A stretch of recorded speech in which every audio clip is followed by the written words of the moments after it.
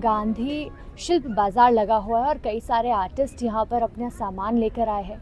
ऐसे में यहाँ पर मंगलुरु से जो एक आर्टिस्ट आए हैं और कई सारी पेंटिंग्स यहाँ पर लेकर आए हैं। किस तरह से ये पेंटिंग्स है मैं आपको तस्वीरों में दिखाऊंगी और कितना समय इन्हें बनाने में लगा है। आर्टिस्ट से ही बात करते हैं। सर, अगर बात की जाए कितने टाइम से आप पेंटिंग कर रहे हैं? मैं पेंटिंग फील्ड में 2003 से हूँ। स्टडीज़ के ज़रिए मैं 2006 तक मैं स्टडी और फील्ड दोनों में मैनेज कर रहा था। 2006 के बाद प्रोफेशनल एंड पैशन दोनों इसी फील्ड में घुस गया और 100% आर्टिस्ट बन के मैं काम कर रहा हूँ। जो भी देखता हूँ उसको मैं आर्ट के नज़रिए से देखता हूँ। जो भी ब्यूटी है, जो भी भावना है, एक्सप्रेशन है, सबको मैं कन्वर्ट कर देता हूँ कैनवास के ऊपर। इस कई सारे कैनवस यहाँ पर जो है वो देखने को मिल रहे हैं और कितने तरह से अगर पेंटिंग्स की बात की जाए, क्या एक थीम इनके पीछे रहती है और कितना समय इन पेंटिंग्स को बनाने में आपका लगता है? हाँ, थीम तो है, love between cloud and nature. हम नेचर के विरुद्ध कभी नहीं, कुछ भी नहीं कर सकते। हम नेचर को ही अगर समझते गए तो अनलिमिटेड टॉपिक उसके अंदर ही है। इसीलिए इसको ही खोजता रहता हूँ। उसके साथ जो इंटरेक्शन हो जाता है उसको मैं उतारने के लिए कोशिश करता हूँ। इसमें बहुत सारे विंग्स हमारे दुनिया में आ चुके हैं। फोक आर्ट है, पहाड़ी चित्रकला है, आर्ट और गोंड आर्ट है और पटचित्र है, ट्रेडिशनल है। ट्रेडिशनल में भी बहुत सारे विंग्स है। इससे मैं क्या किया, मैं विजुअल ले लिया। विजुअल माने एक्चुअल क्या है उसको ही मैं बाहर निकाला, उसको मैंने कन्वर्ट नहीं किया, एज इट इज़ मैंने निकालने के लिए। हाँ, थोड़ा सा मेरे नज़रिए से टच तो दिया हूँ। मेरा जो खुद का एक पहचान के लिए मेरा एक टच दिया हूँ। स्मूथ ब्लेंडिंग आर्ट है, एब्स्ट्रैक्ट पैटर्न है। कोई भी आपको पेंटिंग यहाँ पे रियलिस्टिक नहीं मिलेगा, मगर रियलिस्टिक जैसा दिखेगा आपको, मगर सर्टन डिस्टेंस में। ये है ही एब्स्ट्रैक्ट स्टाइल में ही है पेंटिंग। मैं स्पेशलिस्ट हूँ एब्स्ट्रैक्ट पेंटिंग में। पेंटिंग्स की बात की जाए, कई सारी पेंटिंग्स यहाँ पर बनाई गई है और आप यहाँ पर देख सकते हैं कि अलग अलग तरह के रंगों का यहाँ पर इस्तेमाल किया है। रंगों की अगर बात करें, कौन से कलर्स का ज़्यादा इस्तेमाल इन पेंटिंग्स में रहता है और एक अमूमन एक पेंटिंग को बनाने में कितना समय लग जाता है? अगर हम इस पेंटिंग की बात करें, कितनी खूबसूरत पेंटिंग यहाँ पर है। मैं पहले आपको तस्वीरों पे ये पेंटिंग दिखाना चाहूँगी और इन्हीं से जानते हैं कि क्या थीम इसको बनाने में थी और कितना समय इस पेंटिंग को बनाने में यहाँ पर लगा है।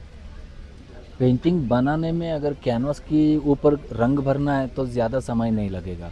अगर रंगों के साथ भावनाओं का हमें एक्सप्रेशन करना है, हमें भावनाओं को समझना पड़ता है। अगर भावनाओं को समझना पड़ता है, हमें वो दौर से हमें जाना ही पड़ता है।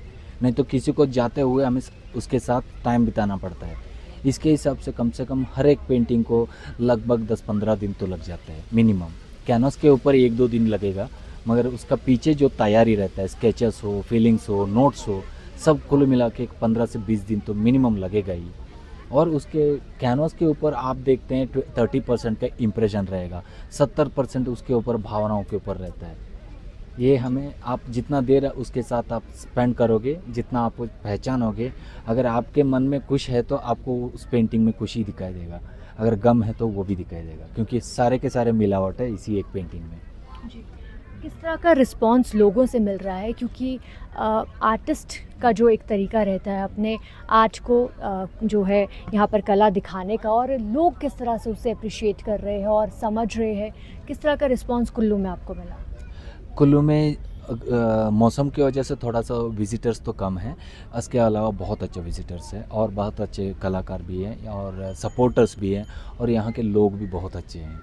और सबसे स्पेशली क्या है कि तो हाँ, थोड़ा बहुत महंगा उनको महसूस होता है, क्योंकि रीज़न ये है कि हम इकोनॉमिकली एडजस्ट होते होते 100 रुपये 50 रुपये तक हम गिरे हैं। एक्चुअली हमारा जो 20 साल में जो चाइना मटेरियल हो, जो सस्ते वाले मटेरियल जैसे हमारे इंडिया आने लगा, हमारा जो माइंडसेट ही ऐसा हो चुका है, हर चीज़ में हम सस्ते में देखने के लिए कोशिश कर रहे हैं।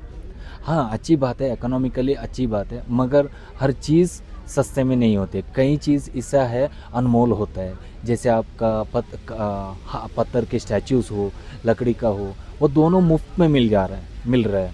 मेहनत का भी एक थोड़ा सा कीमत है, वो उसको आप कैसे दाम आप दे सकते हैं। अगर आप डॉक्टर आता है, उसका खर्चा तो सीखते वक्त हो चुका है, लॉयर का है, कुछ 4 बातों में वो बता देता है, मगर उनका फ़ीस तो अनमोल रहता है।